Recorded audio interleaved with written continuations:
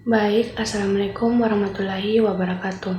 Perkenalkan, nama saya Mafir Alwi dengan NIM L0212211060. Di sini saya akan mempresentasikan perkembangan kondisi sumber daya ikan, karang, dan ekosistem terumbu karang di perairan Sumatera Barat sebagai dampak pembentukan kawasan konservasi perairan TWPP PIEH. Adapun latar belakangnya yaitu upaya pengelolaan sumber daya ikan melalui perlindungan habitat menjadi salah satu upaya yang dilakukan oleh Kementerian Kelautan dan Perikanan dan pemerintah daerah, salah satunya melalui pembentukan kawasan konservasi perairan atau KKP. Berbagai kriteria KKP telah ditetapkan berdasarkan jenis sumber daya yang akan dilindungi melalui Peraturan Menteri Kelautan dan Perikanan atau Permenkep nomor 31 tahun 2020. Pentingnya peran dan fungsi dari KKP tergambar dari besarnya target capaian luasan KKP yang ditetapkan oleh pemerintah Indonesia yaitu sebesar 20 juta hektar pada 2019. Permenkep nomor 63 tahun 2017 mengenai rencana strategi Kementerian Kelautan Perikanan tahun 2015 sampai 2019. Selanjutnya yaitu metode penelitian.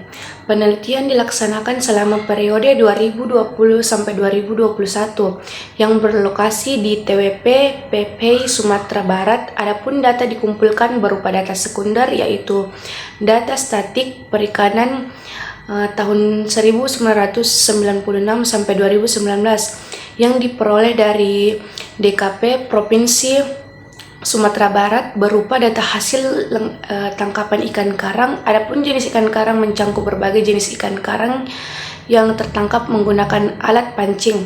Kemudian data citra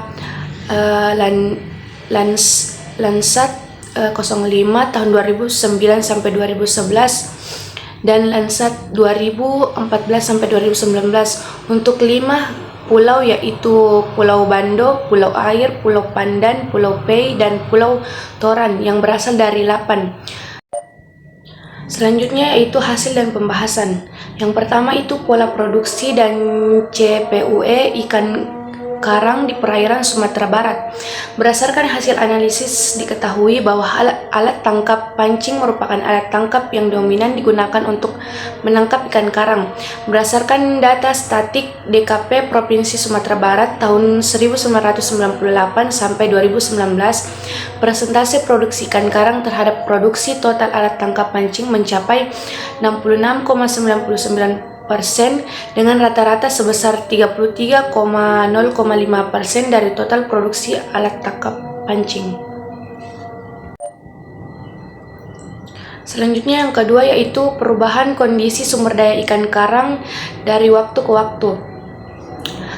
Nilai CPUE dikategorikan ke dalam 4 waktu pengelolaan berdasarkan kejadian coral bleaching dan waktu penetapan pengelolaan TWP Pulau Pei dengan T0 sama dengan 1996 sampai 1999, T1 sama dengan 2000 sampai tahun 2008, T2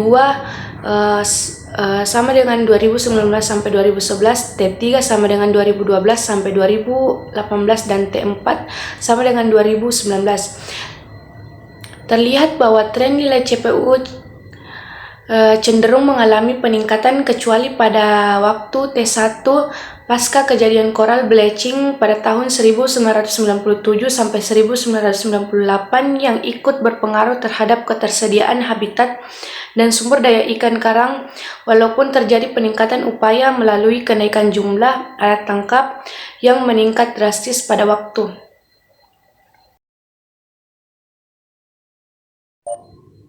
Yang ketiga yaitu perkembangan sumber daya ikan karang di TWP Pulau P berdasarkan gambar 9 mengenai kelimpahan ikan karang di TWP Pulau P yang tersebar di 39 stasiun pengamatan LKKPN 2021.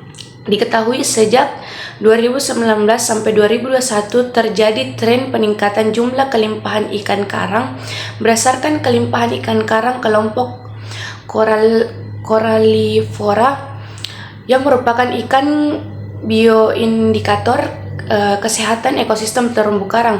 Telah terjadi tren peningkatan kelimpahan jenis ikan kelompok tersebut.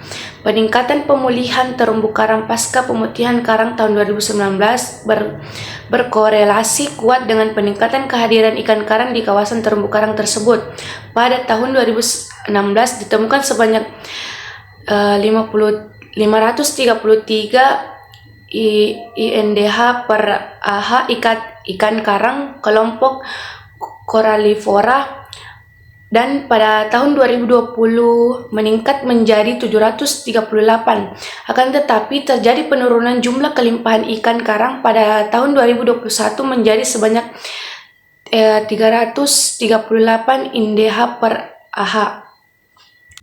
Selanjutnya itu perkembangan ekosistem terumbu karang.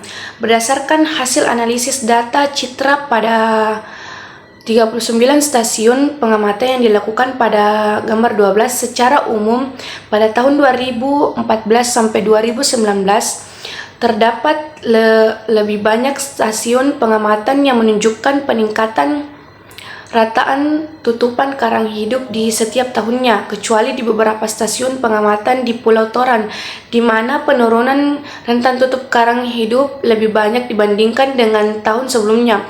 Pulau Toran berdasarkan hasil analisis citra satelit tahun 2014 sampai 2019 juga merupakan area dengan penurunan lulusan karang hidup terbesar kedua setelah Pulau Bando.